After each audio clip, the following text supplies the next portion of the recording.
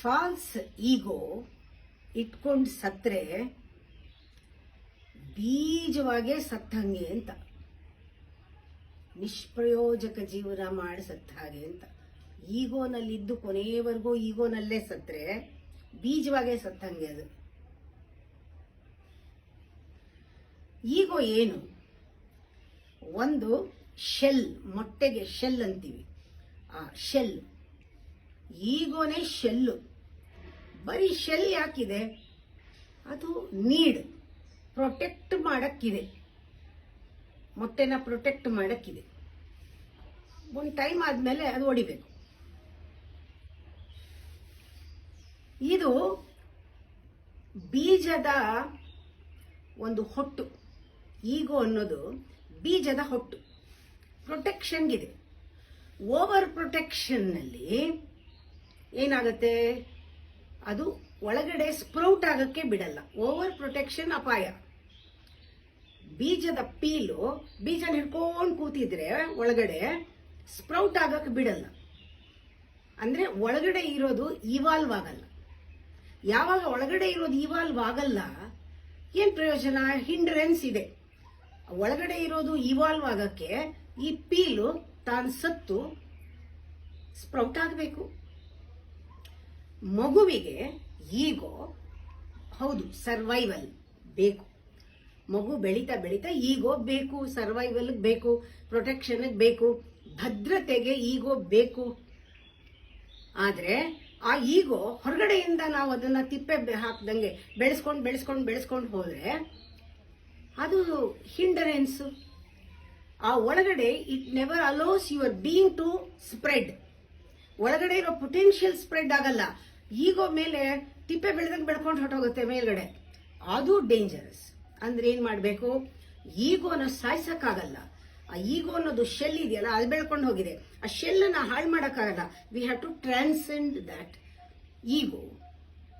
I have to transcend that ego. ಅದರಿಂದಾನೇ meditation ಅಂತ ಬಂದಿರೋದು. ಧ್ಯಾನ ಟು ಟ್ರಾನ್ಸೆಂಡ್ ಅಂದ್ರೆ ಪ್ರತಿನಿತ್ಯ ಒಳಗಡೆ ಹೋಗಿ ಅದು ಮುಟ್ಟಿ ಹೊರಗಡೆ ಬರಬೇಕು. ಪ್ರತಿ ಮೆಡಿಟೇಷನ್ ಅಲ್ಲೂ ನೀನು ಹುಟ್ಟಿ ಬರಬೇಕು, ಹೊಸದಾಗಬೇಕು, ನ್ಯೂನೆಸ್, ಹೊಸತನ ತರಬೇಕು, new energy, new life, new spirit. ಆವಾಗ ಹಳೆದೆಲ್ಲ ಇಟ್ ಡಿಸಪಿಯರ್ಸ್. ನಿನ್ನ ಆಂಗ್ವಿಶು, ಆಂಗ್ಸೈಟಿ, ನರಕ, ಯಾತನೆ, ದುಃಖ ಪ್ರತಿ ಸತಿ ಒಳಗೋ ಹೊರಗೆ ಬಂದಾಗ್ಲೂ ನೀವು ಹೊಸ ಮನುಷ್ಯ ಆಗ್ತೀಯಾ, ರಿವೈವ್ ಆಗತ್ತೆ, ರಿಜ್ಯೂನೇಟ್ ಆಗತ್ತೆ, ಹಳೆದೆಲ್ಲ ಸತ್ತೋಗುತ್ತೆ. It doesn't mean it has solved. Problem solve ಆಗಿಲ್ಲ, simply it is not there. Why? If ego does not exist, this will not exist.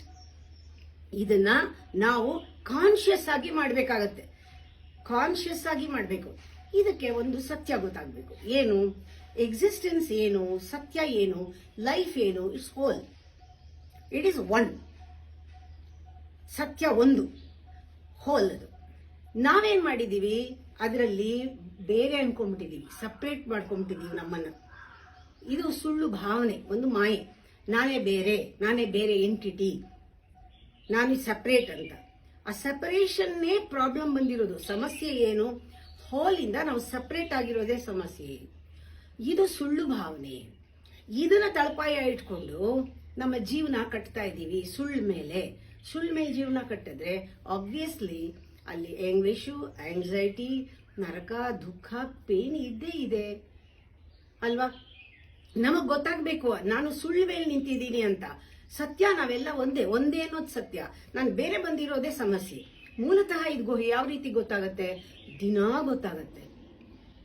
ದಿನಾ ನಮ್ಮಲ್ಲಿ ಒಂದು ಸ್ಥಿತಿ ಇದೆ, ಅದನ್ನ ನಿದ್ರಾವಸ್ಥೆ ಅಂತಾರೆ. ಎಚ್ಚರ, ನಿದ್ರೆ, ಕನಸಿನಲ್ಲಿ ಡೀಪ್ ಆಗಿ ಸ್ಲೀಪ್ ಸ್ಟೇಟ್ ಹೋದಾಗ ಅಲ್ಲಿ ನಾನು ಆ ಈಗೋನಲ್ಲಿ ಇರಲ್ಲ, ನಾನಾಗಿರಲ್ಲ. ಅಂದ್ರೆ ಯೂನಿವರ್ಸ್ ಜೊತೆಗೆ ನಾವು ಮರ್ಜ್ ಆಗ್ಬಿಟ್ಟಿರ್ತೀನಿ. ನನ್ನ ಸ್ವರೂಪದ ಜೊತೆಗೆ, ಹೋಲ್ ಜೊತೆಗೆ ನಾನು ಒಂದೆಸ್ ಬಂದ್ಬಿಟ್ಟಿರುತ್ತೆ ನಿದ್ದೆನಲ್ಲಿ. ಆಗ ನಾನು ಸತ್ಯವನ್ನ ಮುಟ್ಟಿರ್ತೀನಿ.